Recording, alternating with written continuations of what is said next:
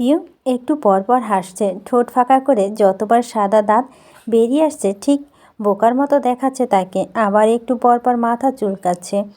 এই মুহূর্তে সে ভীষণ রকম চাইছে মারিয়ার সঙ্গে ভাব করতে, কিন্তু কিভাবে, কোত্থেকে, কি করবে, কি বলবে। সেই প্রথম দিন থেকে মনে মনে দূর ছাই করা মেয়েটি হলো মারিয়া। পিউ নিজেই জানে ভিতরে ভিতর 14 গোষ্ঠী গালি দিয়ে উড়িয়েছে সে। একটা কথা জিজ্ঞেস করলো, ভালো করে উত্তর করেনি। এখন তার সাথে হুট করে কিভাবে মিলমিশ করা যায়। সে আস্তে ধীরে পার্টিতে বসলো, গোলচক্রে এক কোণে, ঠিক মারিয়ার পাশে।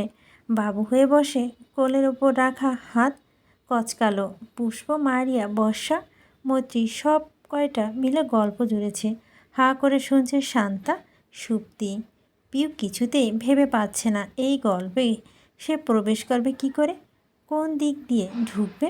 কথা বলার ফাঁকে মারিয়া একবার তাকালো। পিউ আগামাথা না ভেবেই দাঁত বার করে হাসলো। উত্তরে মারিয়া মৃদু হাসে, ফের গল্প বসে। অনেকক্ষণ পর পিউ মোটা মাথায় বুদ্ধি আবির্ভাব ঘটে। দারুণ ফন্দি আবিষ্কার করে সে। আগ বাড়িয়ে টান দিয়ে মারিয়ার হাতখানা আনলো, চোখের সামনে ধরে বলল, এই আপু, আপনি মেহেদি পরেননি? এ বাবা, হাড়টা কেমন খালি খালি লাগছে। মারিয়া অবাক হলেন, রীতিমতো কুঁচকে আসে ভুরু। পিউ তো ওকে দু চোখেই দেখতে পারে না। হঠাৎ এত আলাপ। মারিয়া বিস্মিত চেহারা দিক চেয়ে পিউর অস্বস্তি হয়। বানানো কথা গুলিয়ে যায়। ধরে রাখা হাতটা ছাড়বে করতে মারিয়া গাল ভার হাসল।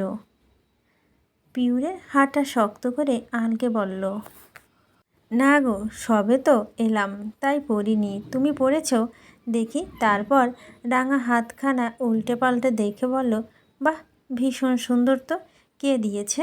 পিউ সহজ হলো। মারিয়া মিশুকের ভাব তার অপ্রস্তুততা উড়িয়ে দিল। ফটাফট বলল, মৈত্রীকাপু, প্রফেশনাল আর্টিস্ট একদম। মূর্তি লজ্জা পেয়ে বলল, কী যে বলো না, মাথা কি? মারিয়া বলল, না না, সত্যি ভালো হয়েছে। সবাইকে তুমি পরিয়ে দিয়েছ তাই না? আমাকে দিবে? এখনই দেবে? তুমি চাইলে দিতাম। শান্তা বলল, কিন্তু মেহেদি তো সব শেষ। এতগুলো হাত ওই কয়টা হয়? বর্ষা বলো, শেষ তো কি আনবো আবার? কে যাবে এত রাতে? বাড়িতে ছেলের অভাব আছে? বেলালকে একটা ডাক দে তো। সুপ্তি উঠে গেল। এইসব ছোট ছোট ডাকাডাকি কাজ সব সময় তার ঘাড়ে পড়ে। পুষ্প দ্বিধাদ্বন্দ্বে গিয়ে বলল, বেলাল যাবে এখন? ও তো দিনেই ঘর থেকে দোকানে যায় না, এই রাতে কষে এক ধমক দিলেই যাবে। তাছাড়া মারিয়ার কাজ না শুনলে ঢ্যাং ঢ্যাং করে আগাবে দেখিস। ছোটোবেলায় ওকে বিয়ে করতে চাইতো। ভাব, একবার পড়তো ক্লাস 2-তে, সে বিয়ে করতো তার বড় বোনের বান্ধবীকে। মারিয়া হেসে ফেলে, হাসলো বাকিরাও। মেয়েদের কিলকিল করে হাসিতে ভরে উঠে কামরা। এর মধ্যে ঘরে ঢুকলো বেলাল। শান্তা তার সেই একই ক্লাসে, পরনে রঙিন পাঞ্জাবি আর সাদা পায়জামা, মাথায় ছোটোখাটো একটা টুপিও চড়িয়েছে। বাবার দেখা দেখি এসেই কর্কশ কণ্ঠে বর্ষাকে বলল, এই তুই না বউ, এমন জোরে জোরে হাসছিস কেন? লজ্জা শরম নেই? বর্ষার হাসিটা চট করে মুছে যায়। পর মুহূর্তে জ্বলে পুড়ে বলে, না নেই। তোর কোনো সমস্যা? আমার কি সমস্যা? যখন আম্মু এসে বলবে বুঝবি। যাক রে, প্রচুর ব্যস্ত। ডাকছিস কেন? বর্ষা মুখ বেঁকিয়ে বলো, ইস কি আমার ব্যস্ত পাবলিক। ভাবখানা এমন যে সব কাজ একাই করছে। বেলাল দু ভুরু কপালে উঠিয়ে বলল, করছি মানে? করছিই তো। তোর মতো শাড়ি কুচি আর পাউডার মেখে বসে আছি নাকি? একটা কাজও করছিস না কাল থেকে। খেটে মরছি আমি। সুপ্তি পিছন থেকে বলো, ভাইয়া তুমি মিথ্যা বলো না, তুমি একটা কাজও করনি। আমি দেখেছি পিছনে উঠোনে বসে আড্ডা দিচ্ছিলে। বেলাল পিছন ঘুরে ধমক দিয়ে বলো, চুপ থাক। কেন ডেকেছিস তাই বল। আমার অনেক কাজ। কয়েকটা মেহেদি এনে দে, ফুরিয়ে গেছে। বেলাল কপাল কুঁচকে বলল, কেন? তোর বর দেবে না? আর কত আব্বুর টাকার ধ্বংস করবি? এক চর মারবো। ওরা আসতে আসতে অনেক রাত হবে। এনে দে এখন। খলিল কাকার দোকান থেকে আনবি, ওনারগুলো ভালো হয়। বেলাল আপত্তি জানিয়ে বলল, পারবো না, নিজেরটা নিজে আন। গিয়ে বর্ষা চেঁচাতে গেল, পারবি না? না, আম্মুকে বলবো? বল। বর্ষা হাঁ করতেই নিল। মারিয়া ইশারায় থামিয়ে দিল। কাছে গিয়ে নরম স্বরে বলল, এনে দাও না ভাইয়া। এই দেখো, সবার হাতে মেহেদি দিয়েছে, আমারটাই বাকি। তুমি না আনলে কে আনবে বলো তো? বেলাল উদ্বেলিত হয়ে বলল, ও তুমি পড়বে? আগে বললে না আপু। দাঁড়াও, কটা লাগবে? বর্ষা হাহাকার করে বলল, এই তুই কি আমার ভাই? আমি বললাম, মুখের ওপর মানা করলো, আর যেই মারিয়া বলেছে অমনি রাজি। তবে তুই আর মারিয়া আপু এক হলি নাকি? তুই সারাক্ষণ আমাকে যা মারগুলো দিস, আপু একটাও দেয়? আর তুই যে ওই দিন খামচি আমার মাংস তুলে ফেললি, তার আগের দিন যে ঘুষি মেরে হাড়টা ব্যথা বানালি, তার বেলায় তুই মারতে এসেছিস তাই মার খেয়েছিস, শক্তিতে পারিস না। আমার কি দোষ? শ্বশুরবাড়ি গিয়ে একটু বেশি বেশি খাবি, না হলে ভাইয়ের সাথে মারামারি তে জিতবি কী করে? বর্ষা নাকে কেঁদে বলল, দেখেছিস, তোরা দেখেছিস কী রকম করছে আমার সাথে?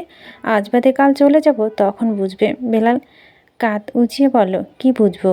উল্টো আমি আরও সময় গুনছি, কখন তুই যাবি আর আমি টুপ করে তোর ঘরটা দখল করব। বর্ষা আবার কিছু বলতে গেলে মারিয়া দুহাত জোর করে বলে, ভাই তোর ঝগড়া থামা, আমাদের মাথা ঘুরছে। আমি ঝগড়া করি না, আমি গুটি বয়। আচ্ছা এখনই যাচ্ছি, তবে এই আর কারো কিছু লাগবে আমার শ্রদ্ধেয় বড় আফুগণ?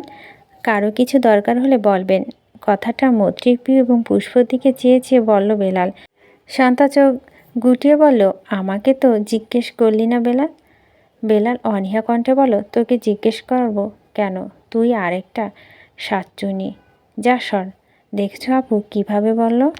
বলবে না শয়তান তো একটা। বেলালের বোনের কথা কানে তোলে না, হেলে দুলে বেরিয়ে যায়। প্রিয় পুষ্প প্রিয়তমস্তে উপভোগ করছে ওদের ঝগড়া। নানা বাড়ি এলেই এরা মনোরঞ্জন বিষয়। বেলা বড় হতেই না হতেই কোন্দল শুরু। দিনে ৩৬ বার বাঁধবে তাদের বিতর্ক, অথচ দুজনের বয়সে গ্যাপ কিন্তু অনেক। বেলালের প্রস্থান দেখে মারিয়া চোখ ভরে ওঠে। রওনাকের কথা মনে পড়ল। আজ কতগুলো মাস ভাইটাকে ভাই বলে ডাকে না, এরকম ঝগড়া করে না, খুলসুটি নেই। ভাইয়া আসতে যেতে তার মাথায় চাটি মারত, নিজের খাবার খেতে হামলে পড়ত ওটার ওপর। আর আসবে না সেই দিন। আর না। চোখের পানি কৌটোর ছাড়তেই মোছার চেষ্টা করলো মারিয়া। হলো না, উল্টে গাল ভিজে যায়। বর্ষা তখনই ডাকে, দাঁড়িয়ে কেন? আয় বস। মারিয়া পেছন ঘোরে না, সবাই জল দেখে ফেলবে। ওদিকে কৌটোর উস্টে আসছে। সেই কান্নাটু আড়াল করে ঘর ছালো, ছোট করে বলো, আসছি একটু। আরে হ্যাঁ হ্যাঁ, কতবার বলবো? আপনাদের একটু ডকুমেন্টস হারিয়েছে বলে ছুটির মধ্যে আমাকে ফোন করছেন। আমি তো আসার আগে সব বুঝিয়ে দিয়ে আসছি। দায় তো এখন আমার নয়। না স্যার, আসলে এমডি স্যার বললেন আমি স্যারের সাথে কথা বলে নেব, রাখছি। সাদীপ লাইন কাটল। তিথি বিরক্ত। সে চাকরি নেওয়ার পর থেকে ছুটির দিন ছাড়া অফিস কামাই দিয়েছে বলে মনে পড়ে না। অথচ যেই 4টে দিনের ছুটি নিল অমনি তাদের ডকুমেন্টস হারায়। সব ভাওতাবাজি। বিড়বিড় করে যত সব বলে। সে ফোন পকেটে ভরতে নিল। ওপাশ থেকে চোখ বুজতে বুজতে আসছিল মারিয়া। ব্যাস, আবারও সেই ধাক্কা। সাদীপের বুকের সাথে বাহু সংঘর্ষে মারিয়া পড়তে পড়তে দেয়াল ধরে দাঁড়ালো। সাদীপ হেলে গিয়ে সোজা হলো। দুজনে হকচকে হয়ে ফিরে তাকালো। সাদীপ হতভম্ব হলো ওকে দেখে। উছড়ে পড়া কৌতূহল নিয়ে বলল, আপনি এখানে? মারিয়া হাত ডলতে ডলতে মুখ কুচকায়। ধাক্কা খেয়ে হসকা গেল। সাদীপকে দেখে অবাক হয়নি। সে জানতো ওরা এখানে। শীতকালে একটা মশার কামড়ও সাংঘাতিক। ভীষণ ব্যথা লেগেছে হাতে।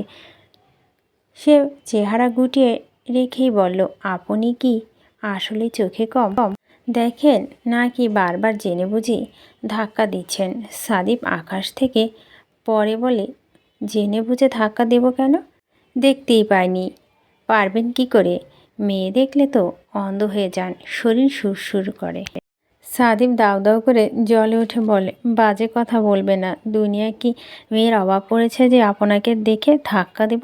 আপনার মতো ছেলেদের পড়তেও পারে। সাদিপ আত্মসম্মান দাগ কাটে, চশমাটা ঠেলে পুরো কণ্ঠে বলে, শুনুন মিস, আপনি শুধুমাত্র ভাইয়ের বন্ধু বলে আমি কিছু বলছি না।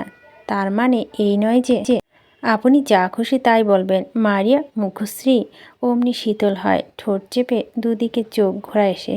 মনে মনে ভাবে, এর মানে ছেলেটা ধূসর ভাইয়ের ছোট, চটপট দুষ্টবুদ্ধি এঁটে ফেলল সে। বুকের সাথে হাত বেঁধে বলল, তাই আপনি রেসপেক্ট বোঝেন? বয়সের বড় এক মেয়ের সাথে ঝগড়া করছেন, মুখে মুখে তর্ক করছেন, আর বলছেন কিছু বলছি না। হাস্যকর না? সাদিপ বলল না কিছু, বিরক্ত ভঙ্গিতে চোখ নামালো, কপালে গাঢ় ভাঁজ। মারিয়া ছোট্ট শ্বাস ফেলে বলল, আমাদের সময় আমরা বড়দের এক হাত দূরে থাকলো সালাম দিয়েছি, বয়সে বড় ভাই বোন ওদের চোখের দিকে চেয়েও কথা বলিনি। আর আজকাল জেনারেশনে সম্মান তো দূর, একটা কথা মাটিতে পড়ে না ওদের। সত্যি দুনিয়াটা রসাতলে গেল। সাদিপ কটমটিয়ে তাকালো, স্পষ্ট জবাবে বলল, সম্মান দিচ্ছি না কারণ আপনাকে আমরা সম্মানের যোগ্য মনে হচ্ছে না। বয়স টমের মতো আর সাইজে জেরির মতো হলেই কেউ বা সম্মান দেবে বলুন? আপনি বরং এক কাজ করুন, বাড়ি ফিরে ডজনখানেক হরলিক্স কিনে খান, গ্রোথ ভালো হবে। গায়ে পায়ে বাড়লে আমি না হোক অন্য কেউ সম্মান দিতেও পারে।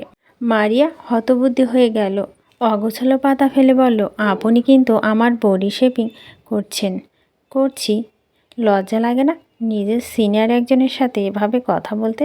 সাদিপ সামনে পেছনে মাথা দুলিয়ে বলল, লাগছে। যাকে আমি নিঃসন্দেহে তুলে একটা আছাড় মারতে পারবো তাকে সিনিয়র ভাবতে ভীষণ লজ্জা লাগছে। বিশ্বাস করুন। মারিয়া হা করে ফেলল। এত বড় কথা? আঙুল তুলে বলো, দেখুন। দেখান। আঙুলটা ভেঙে এলো তার। অসভ্য। Same to you. ভেঙচি কেটে চলে গেল মারিয়া। সাদিপ চবর্গীয় শব্দ বের করে বলল, এই আপদ এখানে এলো কি করে? মারিয়া ঘন করে মেহেদি পড়েছে হাতে। মৈত্রী প্রচুর ক্লান্ত, সারাটা বিকেল বসে বসে সবাইকে দিয়ে দেওয়া, পিঠ, ঘাড়, হাতের কবজি সব ব্যথা একশেষ। সে বিছানায় শোয়ার জন্য উঠতে গেলে মারিয়া বাধা দিল। কোথায় যাচ্ছ? মৈত্রী ক্লান্ত কণ্ঠে জানালো, একটু শোবো। আর একটু দাঁড়াও। মারিয়া ফোন ওঠায় হাতে, ক্যামেরা খুলে ঘোষণা দেয়, সবার মেহেদি পরা হাত এভাবে সামনে মেলে দাও। আমি একটা হাতে ছবি নেই। যে দেব পিউ। জামার ফুল হাতা গোটালো, যতটুকু মেহেদি পড়েছে ততটুকু বের করে চিৎ করে সামনে বাড়িয়ে দিল। একইভাবে আদেশে মানল বাকিরাও। পুষ্প চ্যাটিং রেখে যোগ দেয়। আগে গোল হয়ে বসেছিল সবাই, হাতের চক্র তৈরি হলো এখন। মারিয়া দু হাঁটুতে ভর করে বসে, ক্যামেরা উঁচুতে ধরল। পিউ হাসি হাসি মুখে বসেছিল, পেতে রাখা রঙিন হাতগুলো কি সুন্দর না লাগছে দেখতে। সবার হাতের দিকে একবার একবার চোখ বোলায়। আচমকা দৃষ্টি গেল শান্তার হাতের তালুতে। ডি লেখাটা দেখেই হতচেতন পিউ বৃহৎ নেত্রে তাকালো শান্তার মুখের দিকে। তার এই দিকে খেয়াল নেই। উচ্ছ্বাসিত ভঙ্গিতে মারিয়া ক্যামেরার দিকে চেয়ে, পিউরের চোখ দুটো ভীষণ ক্ষোভে জ্বলে উঠল। দাঁত পিছে কিছু বলতে চেয়েও থেমে গেল। থমকে উঠে দাঁড়ালো হঠাৎ। কারো ধারণা ধরে শব্দ করে কদম ফেলে ঘর ছাড়ল। সবার মনোযোগ বত্তালো সেদিকে। মারিয়া ছবি তোলার ব্যাঘাত ঘটে। পুষ্প বুঝতে না পেরে বলল, ওর আবার কি হলো? পিউ সিঁড়ি বেয়ে নামতে নামতে চোখ মুছছে, দুহাত দিয়ে জোরে জোরে ডলছে। অল্পতে খিসকাঁদুনি হয়ে উঠেছে আজকাল। একটুতে কেঁদে ফেলে। তার কি দোষ? শান্তার ডি দিয়ে কার নাম লিখেছে সে কি জানে না? ওর সাতকুলে এই অক্ষর দিয়ে কারো নাম নেই। নিশ্চয় ধূসরের নাম। ধূসর ভাই শুধু ওর। তাহলে ওর নাম শান্তা কেন লিখবে? কোন সাহসে? পিউ ইচ্ছে করছিল হাতটা মুচড়ে ভাঙতে, ভদ্র বলে পারল না। আর এতেই যেন তরতর করে কষ্ট বাড়ছে। রাগ প্রকাশ করতে না পারায় অনেক জ্বালা। যদি মনের আঁশ মিটিয়ে শান্তাকে কটা আছাড় মারতে পারত তবে না শান্তি প্রথম দিন ঠিক বুঝেছিল। তাহলে এই শান্তা দু আঙ্গুলের ডাইনি তার ধূসর ভাইকে লাইন মারছে। পিউ ডুকরে কেঁদে ওঠে। মিনা আমজাদ যে ঘরে থাকছেন সে ঘরে ফাঁকা এখন। সবার কাছে পিউ বুঝে শুনে ঢুকে ভিতরে পা দিয়ে দরজা ঠেলে চাপালো। কারো সাথে কথা বলে না, কারো চেহারা দেখবে না, পৃথিবী তাকে চায় না। পিউ মনোকষ্ট নিয়ে বিছানায় বসে, পায়ের জুতো ছিঁড়ে মারে দূরে, উপুর হয়ে শুয়ে পড়ে বালি। চেহারা চেপে কাঁদে, বিড়বিড় করে বলে, শান্তা তোকে আমি খুন করব বেয়াদব। মিনা বেগম অনেকক্ষণ ধরে পিউকে খেতে ডাকছে, তা মেয়ে আসার নাম নেই। এদিকে বিয়েবাড়ি এত কাজ, ময়নুমাও সাথে হাত মিলিয়ে নিজেও বিশ্রাম পাচ্ছে না। এর মধ্যে আলাদা করে ছেলে মেয়ের খেয়াল রাখা সম্ভব, তাও যদি হয় এমন ধেরি মেয়ে। শান্ত হয়ে চুপ করে গেলেন তিনি। এখন এই মেয়েকে ডেকে মরে গেল লাভ নেই। শিকদার পরিবারের সব রক্তেই ঘাট তারা। ধূসর বাড়ির সামনে উঠোনে ছিল, পুরুষরা সব সেখানেই। এদিকে রান্নাঘরে বসেছে বিশাল আয়োজন, আদা রসুন ছেলানো প্রতিযোগিতা নেমেছে গৃহিণীরা। রাত বাড়ছে তাই বাচ্চাদের খেতে দিলেন আগে, পরে নিজেরাও খাবেন না হয়। পুষ্প ফোন টিপছিল চেহারে বসে। মিনা বেগম বললেন, পিউ খাবারটা নিয়ে ঘরে যা, দেখ হলো কি মেয়েটার। এর মধ্যে ধূসর বাড়িতে ঢোকে, কারো সাথে কথা না বলে দোতলায় উঠে যায়। পুষ্প সেদিকে থেকে দৃষ্টি এনে আবার ফোনে মন দেয়। মিনা বেগম উত্তর না পেয়ে বললে, শুনেছি কি বললাম, খালি ফোন, এই ফোনই তোকে খেলো। ওর খাবারটা দিয়ে আয় যা, না হলে আজ আর খাবেই না। পুষ্প মুখ না তুলে বলল, খাবে, দিয়ে আসতে হবে না, তোমার মেয়ে একটু পরই আসবে। মেজাজ খারাপ হলো ওনার, বিদৃষ্ট কণ্ঠে বললেন, তোকে বলেছি আমি জানি। কি জানিস? পুষ্প রহস্য হেসে বলল, সিক্রেট। পিউ বারান্দায় মায়ের ঘর থেকে ওখানে যায়নি, যাবে কি করে? তাকে তো বর্ষার ঘরে শুতে দেওয়া হয়েছে, আর ওখানে এখন মানুষ ভর্তি। শান্তা চুন্নিটা উপস্থিত, আর আজকের পর থেকে ওকে দেখলে গা জ্বলবে পিউর, রাগ হবে, কখন না ছুটে গিয়ে চুল টেনে ধরে। সেই নাক টেনে গ্রিলে হাত ভরল, হেঁচকি উঠছে, কত যে কেঁদেছে কেউ জানে না। সবার কাছে এই কান্নার ন্যাকামো মনে হবে, যে বুঝবে সে হাসবে, কিন্তু পিউ জানে তার কষ্ট লাগছে, ভীষণ কষ্ট। পিউ ভেজা চোখে একবার নিজের হাতে দিকে তাকালো, মধ্যখানটা এখন ফাঁকা, ধূসর ভাইয়ের নাম লেখা হয়নি, অথচ শান্তা। সে ক্ষণে পিছন থেকে কেউ একজন ডেকে উঠল, পিউ। পিউ সদা জাগ্রত হয়, চট করে ঘুরে তাকায়, দাঁড়িয়ে ধূসর। ঘন ধুরুতে মাঝে তিনটে ছোট ছোট ভাঁজ। এই শীতে লোকটা ঘেমে যায়। শ্যামলা রং আর গ্রিল গলে আসা হলুদ আলো সব মিলিয়ে ধূসর ভাই তার রাজপুত্রের মতন। পিউ বেদনা ভুলে নির্নিঃশ্বাস চেয়ে রয়। এই লোক, এই মুখ, এই শরীর, এই কণ্ঠ, এই চাউনি, সব কিছু তাকে আকর্ষণ করতে সক্ষম। এতটাই আসক্ত সে। ধূসর কখন তাকে আকৃষ্ট করে খাতের ধারে এনে দাঁড় করালো টেরই পায়নি। এখন যে আর ফেরার উপায় নেই, জেনে শুনে ঝাঁপ দিতে হবেই। ধূসর ভাইয়ের প্রেম যে মরণ সুনিশ্চিত। পিউ মোহে থেকে উঠে দাঁড়ালো। খাসনি শুনলাম? গুরুভাব কণ্ঠে তার ধ্যান ভাঙল, চেতনা আনে, ফিরে আসে পুনরায় দুঃখ ক্লেশ। সে মুখ ফিরিয়ে অন্যদিকে তাকায়। খাবো না, কণ্ঠে অভিমান। ধূসর দরজা ছেড়ে বারান্দায় গিয়ে দাঁড়ায়। আবছা আলোয় পিউর ফর্সা মুখ জল জ্বলে। সে একবার জোড়া নজরে ধূসরের কোমর অবধি দেখে নিল। ধূসর ঠান্ডা কণ্ঠে শুধালো, কেন?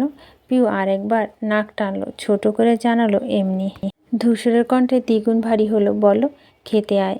এগোতে নিল সে। পিউ উদ্বেগ নিয়ে বললাম তো খাবো না। ধূসর থেমে দাঁড়ায়, ঘাড় বাঁকা করে সুচালো নেত্রে তাকায়, জিজ্ঞেস করে, মার খাবি? পিউ কিছুক্ষণ আহত চোখে চেয়ে রইল। আচমকা রক্তজবার ন্যায় ঠোঁট দুটো ভেঙে আসে তার। হু হু করে কেঁদে উঠল। হতভম্ব হয়ে গেল ধূসর, বিস্মিত সে। আজ অবধি এত বকলো মারল, কখনো তো কাঁদেনি।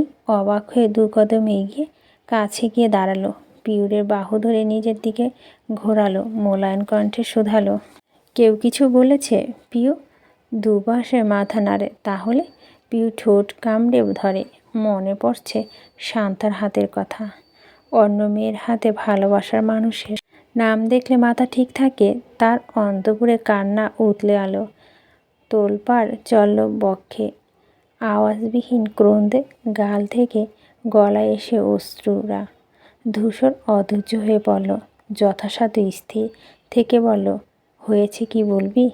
পিউর হাতে উল্টে পিঠ দিয়ে চোখ মুছল। ফিনফিনে ঠোঁট ক্রমেই কাঁপছে। ভেজা কণ্ঠে নালিশ জানায়, শান্তা ওর হাতে আপনার নাম লিখেছে ধূসর ভাই। ও কেন লিখবে আপনার নাম? আপনার নাম শুধু আমি লিখব, আর কেউ না।